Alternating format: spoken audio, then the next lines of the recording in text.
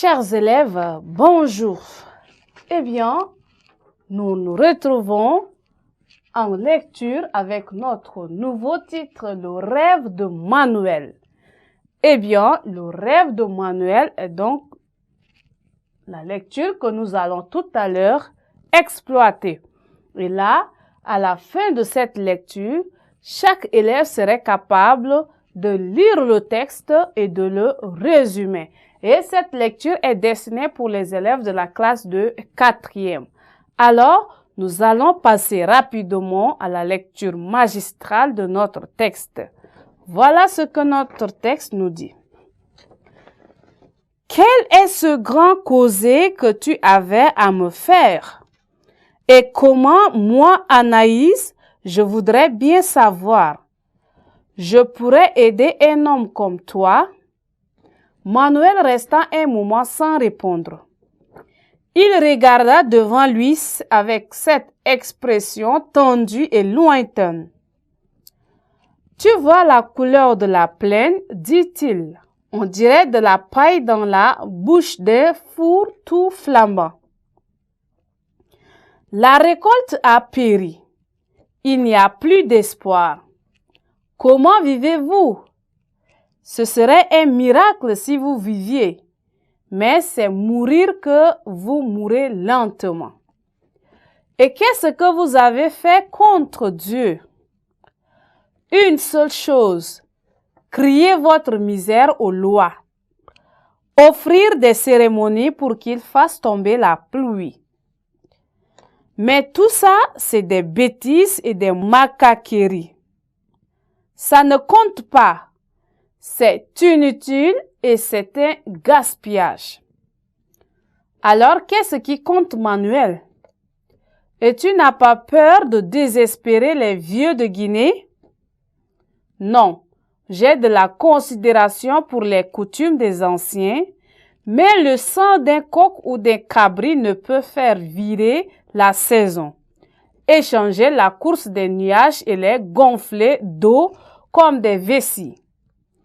L'autre nuit, à ce service de l'Egba, j'ai dansé et j'ai chanté mon plein contentement.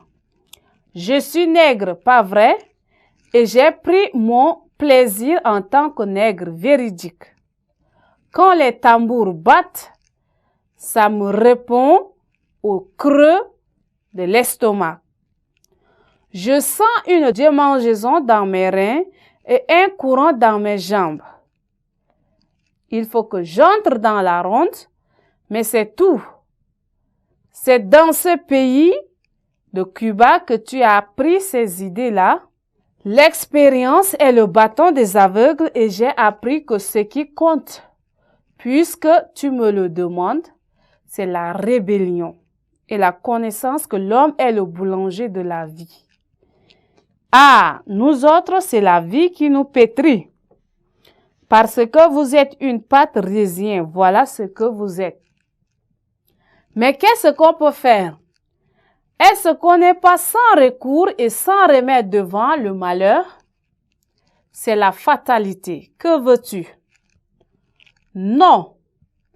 Tant qu'on n'est pas ébranché de ses bras et qu'on a le vouloir de lutter contre l'adversité. Que diras-tu, Anna? Si la plaine se peinturait à neuf, si dans la savane l'herbe de Guinée montait, haute comme une rivière en crue, je dirais merci pour la consolation. Que diras-tu si le maïs poussait dans la fraîcheur? Je dirais merci pour la bénédiction. Est-ce que tu vois les grappes du petit mil et les merles pillards qu'il faut chasser? Tu vois les épis? Elle ferma les yeux. Oui.